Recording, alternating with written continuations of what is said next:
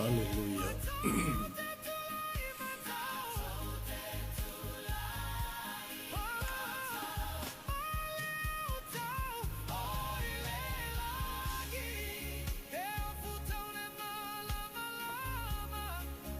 Praise God. Hallelujah. O matou whaaftaita mali ni taeao I lo alofa ma lo wanga le lei. O matou ala whai mai fo I le nei taeao fou. Matou whaamanuina le tua lo suafa pa ia, lo suafa sili sili. Wana le sea no oe lo matou atua, matou te lea ulia mai le nei taeao fou. Whaamanuia I le pale pa au mai o sio matou atunu o le nei taeao. Ai mai se fo I o le whenga iai so stiute.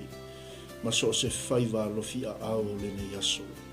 Whamanuia nei o mātou mātua mātutua le au whainga luenga fulafolo lo tala le lei I le whata whaitaulanga ma le whata whaitaulanga. Tu mau atu ia te oe le tua lo lava vi inga whaftai le o la fau, whaftai lau whamalolonga fau. Wai tolu tolu I lo mātou wola I le nei taeao. Whaftai ta maa whamanuia iau au auna. Mai se sio mātou a inga mafuta mai lunga o penga te whailangi. Tu mau ia te oe le tua le inga nei maso mai o oe le whaavavau. Le whaavavau lava. Amene ma amene. E fia le loto ma le anganga e toe whaafeilo I atu sa mo le atu no pele I le mai mo whaafonga mai fo I nei taeao o le whaawawina leo le tātou. Polo kalame I taeao te tasi o le Malū taeao faaleagaga saunia ma tapena ina I le tautua ma le unanga I Global Kingdom TV ia walo fonga tau mafa faaleagaga wale whaawawina ia o so si tiute ma so se lavasinga o lo whenga iai si o tātou atunu ai atono ainga tono nuu mai kalesia whaapea le atunu Malo a fua I lau o maua I le alofa. Sili ese o le tātou ta mā o I le langi o mwheo tātou to e tapai I le nei fo I taeao fau I lona alofa ma lona angalilei. I ia le tua, wa ai atu fo I o loo mawalunga le wha malolonga le tua si o tātou ainga. Ia mai se fo I lo tau whaafonga mai ma lo tau sila mai. Ia o loo manuia I tātou umai le alofa tausi o le tātou tāpau sili langi. Whaaftai, malawi inga I whaafoi le tua, o na oana ngaluenga mamana, ua toi tai manuia mai ai lo tau soifua, malo nei ola, I le nei aso matango fie, wea fo nei taimi wha, manuia te lea toi lea sao tina I Amerika, Hawaii, Amerika Samoa, ia e pei o na whaamna tuina, le aso whapitoa tina, le aso fo I nafi, Ia masio leo tātou au lia mai fo I nei aso fou. I ia le alofa o le tua mwhai o na maua e nei o tātou tina. Ia se tausanga po se aso fia e toi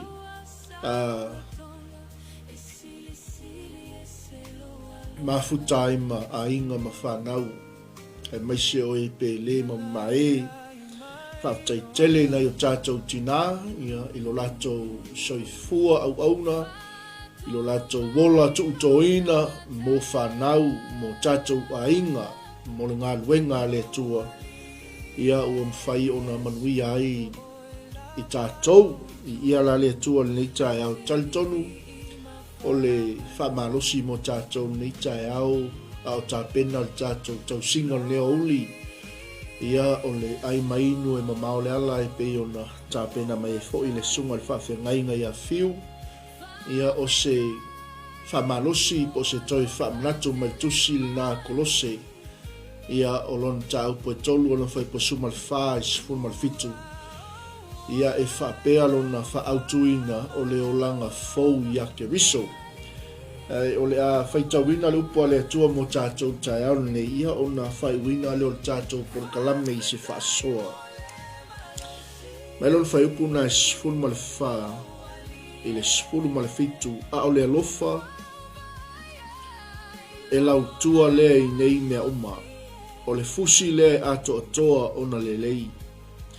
Ia pule foi le file mu mai a ke riso I o tau loto.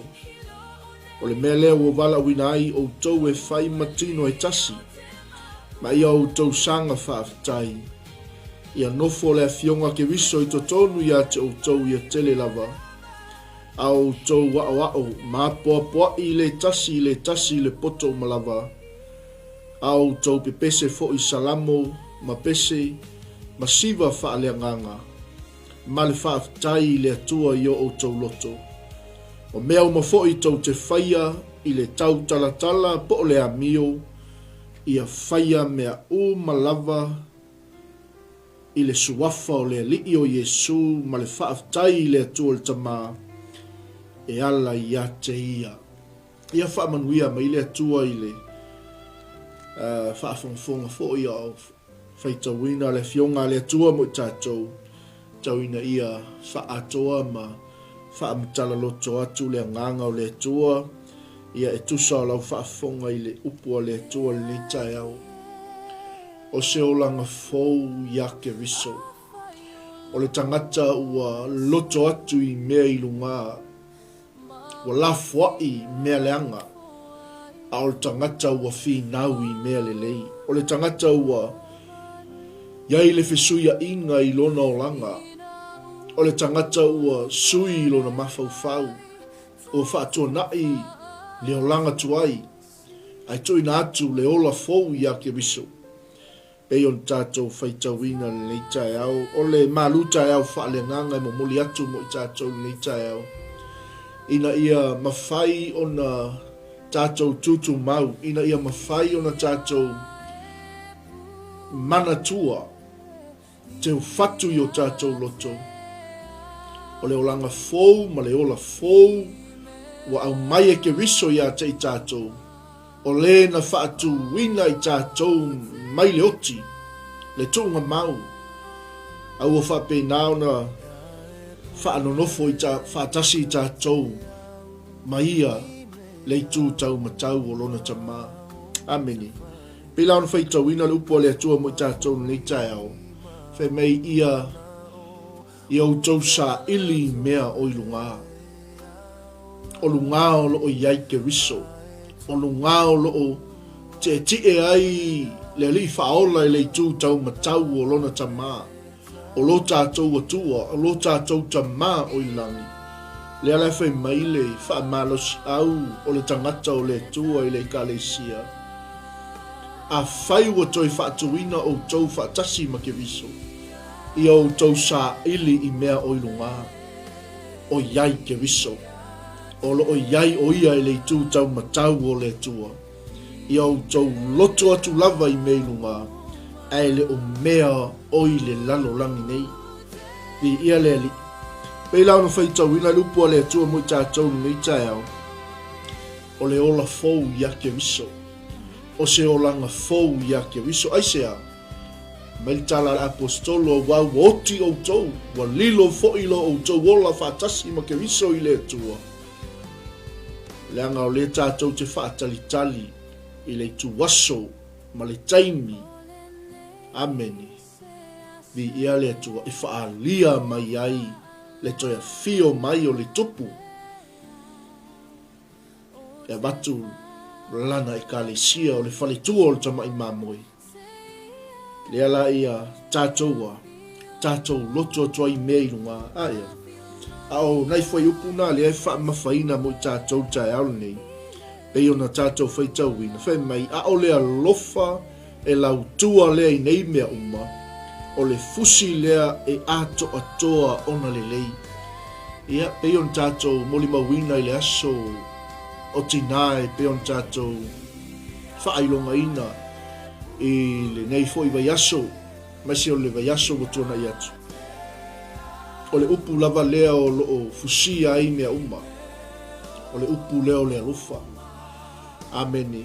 O lo alofa i a te oe wa. O tātou la fua i ai i le tuanai. O lo alofa i lo a inga. Wa sui ai o tātou o langa i a ke viso. O lo alofa i lau whanau. O lo alofa i a te oe lava. O whasi o tia ai. Mana onga o le tino. Toina nau o le tino. Toina nau o mata. Le wha lia lia vale o le nei o langa. Le lai pe ona apo ia i le apostolo i le kalesia. Kolose i o tau fasi o tia o tau i tu tino. O iai le faitaanga, o iai le amio leanga, o iai le whaamata aitu, o iai le tuina nau leanga, o iai le mata pea pea, o le ifo i tupua. O mea ia e o mai iai le toa sa o le atua, ia te o tau o e le whaalongo ma e le li liu ese, mai le tu o le tino. Ameni. Ao le alofa e lau tua i mea uma. Le alofa leo le atua, leo o tātou maua i leo la fau ia ke wiso. Na sui ailo na mafau fau, ma ia tā pena le taulanga o le tongiola mo i tātou. Ina ia tātou no nofo whaatasi ma ke wiso i le tūtau matau o lon tama. Ina ia tātou toi tutu whaatasi ma ke wiso i lona toi a fio mai. Amen. E a whai e fasio tia. O i tu tino o li lalolangi. Amene. Ma mea umao o tātou tuina nā wai. O mea ia e o mai aile toa sā o le atua ia te i tātou. Amene. Ni ia leli. E le eise tangata na whanau mai le manawa o sefa fine tu lou e o lava i le faaleagaga apostolo. O so tangata o lo ilunga neifo ngai le eli. Na tātou whana nau mai maleanga sala. Pero upa tu spaia uang sala tangata umma ma ua le o i le vi inga mai le atua. E ila o le wha malosi ma le toi wha manatu. O tau fo'i na o tau sava vale i ana mua. A o tau no nofo ai. A fe mele tala le tu spaia a o ona po nei. Ia tu e se ai e o tau lava o nei mea umma. Ia saulo ma le lisi. Lenga le tātou te hola i le laulangi. E ui e le o i tātou on tangata laulangi. Ai whai mai, a o ona po nei, ia tu e se ai e o tau o nei mea umma. O le ita, o le lotoa, o le loto leanga, o le upu leanga, o le upu matanga.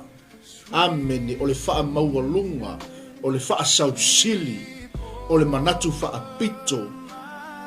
Ameni, vi ia le atua. O le tangata lau wa ola i lo langa fau ia ke wiso. Leanga o tātou uman tātou sava vali mai. I le wha pau pau ma le pou li uli ana mua. Ameni, a o ona po nei. I nā tātou tu e seia. O nei mea uma e whai ma whaalawe lawe ia te i tātou. Manatua a tātou ita awan i tātou wanga salai. A tātou ita awan i ngoto le lao tātou ita pia. O le lotoa, ameni. O le loto le anga, e le ise mea le anga i fua lo loto i le isi uso a au auna. Le ise mea le anga i fua lo loto i le isi uso a tangata. Ameni, aia. Pe yon tātou whaasoa le tuse i feso i le nai masina ua mawai. Awana i ngalo o lo tātou taua o le taua e faaleagaga. A wā tātou te le tau matangata a o li sili. O whai pule ma lii o le manimanimo. Ameni. Vi ia le atua. O le upu leanga o a mai au upu ne tau talai. O le lei au upu o lo e tau talai. Ameni. O upu matanga yo o tau mutu. O le upu o le tuispaia. Ameni. O le pepelo. Ameni anga fei mai. Kolose aua le fetau pelo ai o tau. Amen. Ai au tauto esel tangata tuai. A toa mana mio leanga umalava. Amene. Au tangata ua ofu i leo langa fau ia ke wiso. O le tangata leua. Wau fiufi le totol tama i mamoi. Wala ei o ke wiso. Amen. Vi ia le atua. Ua whaafo wina i le poto. Amene. Ua fōlinga o ia ia ke wiso. E pei ona whai ai tātou e le atua. Ai le ifa avaina le nila rolangi. Amen. Manatua a o le alofa e lautua i mea uma. O le fusi lea e ato atoa ona le lei. Amen. I waifo i lea i whanau. O le ale whaalonga ta tau whanau.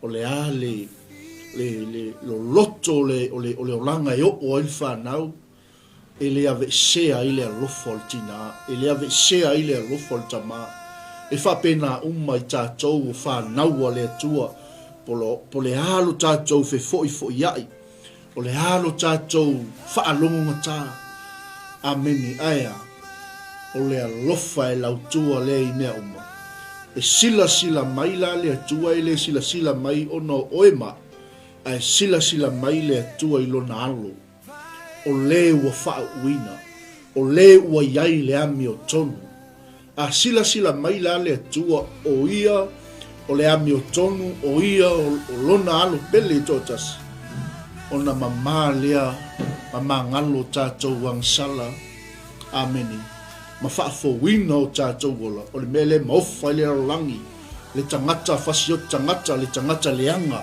le tangata mio leanga, ai wa ai mai wa sui le ola ia ke viso aisea, langa le sila mai le atua i lona alo, o ia le ami o tonu, ameni, o ia o le alo le atua, soifua, o i tātou sa vava mamau i tātou aua, lata ina mai le toto le tamai man moi. Ameni. Mele tala le apostolo Paulo Kolose, aua le fetau pelo ai o tou. Ina to e se ia le tangata tuai o lo fai ma lave ia te o tou mana mi o leanga o malava. A ia o ofu o tou tangata fou o leu o fou wina le poto. E te tau, ameni, ia fou linga o ia i lena faia o ia. Ameni. Aleluia. E se le au le lei o le whanau a le atua. Ameni. Ai a ora le teime whaafowina i tātou le poto o malava. E whaatatau ia fōlinga i le na whaia o ia. Ameni. Ona i loa leo le mamalu o le atua. Ma le sili ese o le atua. Ma le pupula o le atua i lunga i ate oi. Le atalii ma le afafine o le atua. Le auna le atua, le tangata ua tau a mio tonuina, e ala ia Yesu ke viso. Nga ia i tonuina le upua le apostolo, fai mai le apostolo, e le o to iai se eleni po o se iutaia, e le o to iai se peritomeina po o se le peritomeina, e le o to iai se tangata ese po o se kutia, ameni, e le o to iai se polonga po o se saoloto, aia, a wawa ia ke riso mea umalava. Le alofa nao le tua. Amene. O le alofa le nao ke riso. Lai whaatali mai mo oe le tūtau matau o lona tamaa. Amene.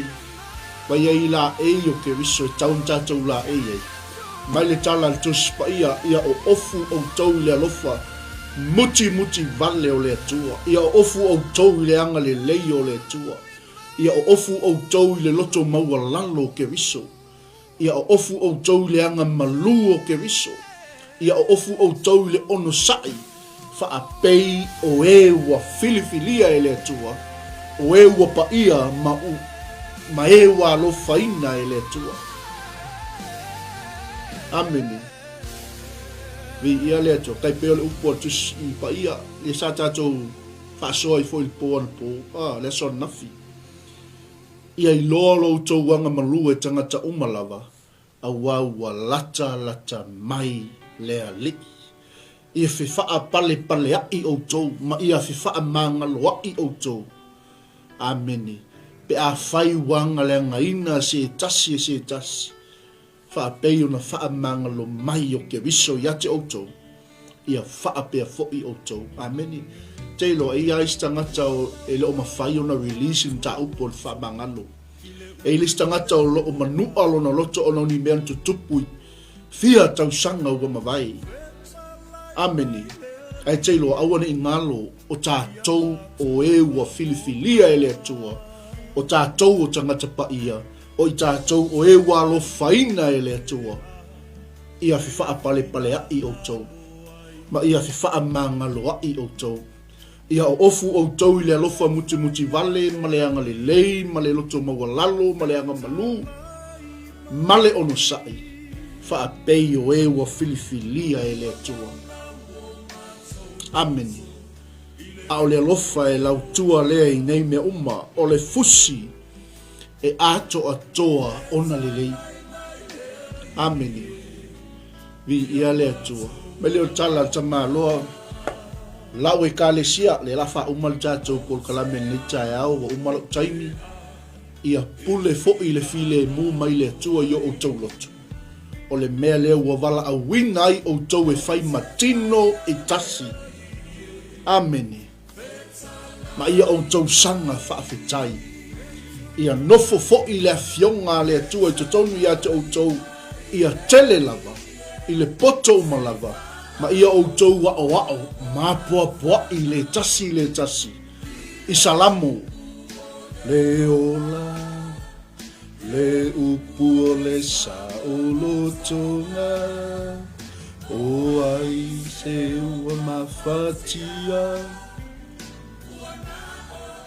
Te silafia o le tangata poto e whaalongo matalia. Amene. O whaamanuyanga o le tangata waola I ake wiso. Amene. Ia pule fo I le file mu mai le atua yo o tau lotu. O le mele wa wala awina ai o tau e whai matino e tasi. Ese le mea o te ngalue ai, ese le mea ngalue ai le sunga ia fiu, ese le mea ngalue ai le sunga ia fatu, ese le mea ngalue ai le sunga ia tito, ese le mea ngalue ai le sunga ia nanai aia, o tātou wa wala awina e whai matino e tasi.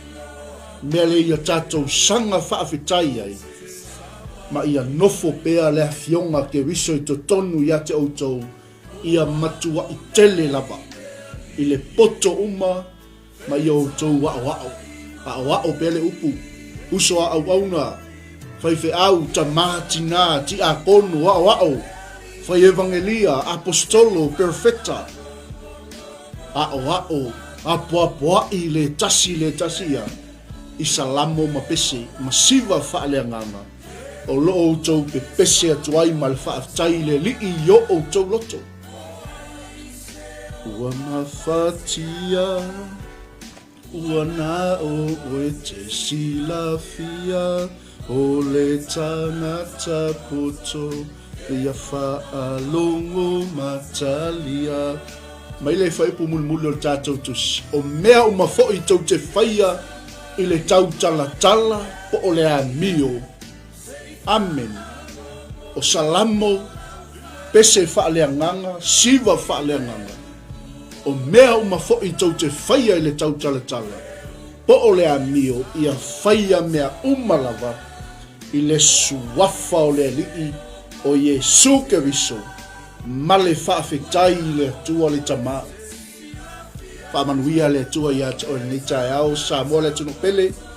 Ia iai le anga le leio le atua I le whaawawina o tiu te mawhaivo le ne yaso. Ai mainu e mamau le ala. Ta pena mai e sunga le whawhenga inga ia fiu. Whaamanuia tele le atua tātou wheloa il manai o le manawa o ngadwenga. To God be the glory forever and ever. Amen. Ma amen.